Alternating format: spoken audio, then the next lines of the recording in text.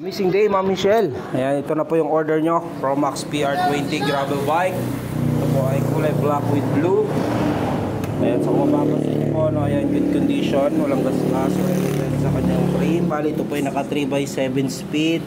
Thread type na sprocket. Shell bearing bottom bracket. 7 speed na RD. Disc brake and mechanical. This is 700 by 35C yung kanyang gulong. Ayan, so ito ay adjustable seat post. Ayan po yung pedal nya, saddle, soft saddle. Okay, may lagay po ng bottle cage dito sa kanyang down tube, seat post and top tube. Ayan po alloy stem. Ayan po yung standard drop bar. Ito po thumb shifter, 3x7 speed. Ito yung brake sa likod and brake sa harap. Naka disc brake naman po yan. Okay, so maraming mamaya po mag-update po ako sa inyo pag yan ay nakabalot na. Okay, good day, Ma'am Michelle. Ayan, so ito po, order nyo Promax PR20 na gravel bike. So ito po yung brake sa likod. Ito naman yung brake sa harap. Ito yung shifter sa sprocket. Ito yung shifter sa kanyang crank. Ayan, 700 by 35C. Quick release na po yan.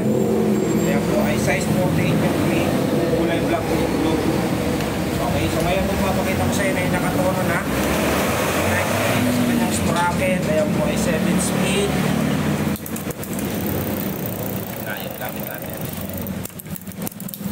Ayan. So nakaship po yan, tune up bago po siya ipa-deliver. Okay. Ayan. So yung shifting, and make sure po yan na good condition bago po siya ipa-deliver. Ito naman po sa kanyang crank. Ayan po ay 3x. Tapos smooth naman po yung shifting nya. Okay, so mamaya po na mag-update po ko sa inyo pag yan ay nakabalot na. Maraming salamat po sa tiwala po dyan. Good day, ma'am. Ayan, so ito po yung order nyo. Promax PR20 gravel bike. And so kung mapapansin nyo po, no, ayan, nakabalot na po yung frame nya ng foam. Then bubble wrap dito sa drop bar. Dadagdagan ko pa po yan mamaya po ng karton. Saka foam ulit, saka bubble wrap. So kakapalan ko pa po yan. So yan po yung update. So bali yan po, mga i-remove ko lang po dito, ma'am, para mabalot ko kanyang seat post, pedal, drop bar, unahang gulong, yan, quick release naman yan, saka itong caliper. Yan na lang naman po ikakabit nyo pagdating. Okay, so yan po yung order nyo Promax PR20 gravel bike. So update po ako mamaya pag yan ay naka-remove na po at nakabalot na ng maigi.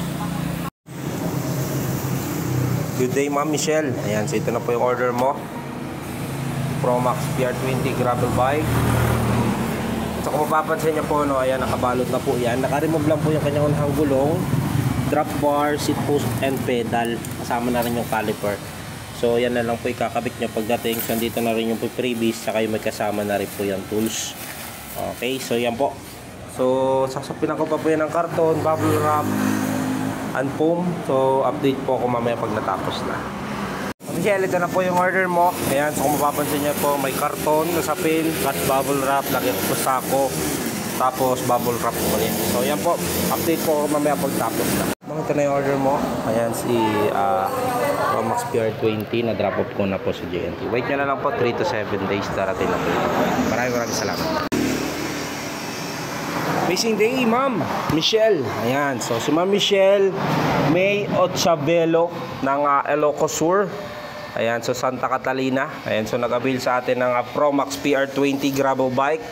Ayan po, ready to drop off na po ito, ma'am. So wait nyo na lang po, 3 to 7 days darating na po order nyo. Ito po ay cash on delivery. Once na dumating po yung order, itong parcel, tsaka nyo po babayaran po sa rider. Okay, so yan po ay nakabalot na. Foam, bubble wrap, tsaka karton sa loob, and bubble wrap po ulit sa labas. Okay, so yan po. Yan sa mga gusto rin mag-avail o mag-order sa atin, GMC Bikes Bicol. GMC Bike Shop Bicol, TikTok Shop, ship nationwide kahit saan sulok ng Pilipinas, Luzon, Visayas, Mindanao. Standard shipping po niyan ay 3 to 7 days. The same time, yung shipping fee ay shoulder nyo po. Ang shipping fee ay depende po yan sa location nyo. Ayan, so makikita nyo po yan once na nag-check out po kayo sa aming TikTok shop. Yan, lahat po yan ay available sa ating TikTok shop. And so maraming salamat ulit, Ma'am Michelle. So i-drop off ko na po itong order nyo sa JNT ngayong araw. So wait nyo na lang po 3 to 7 days. Maraming salamat po.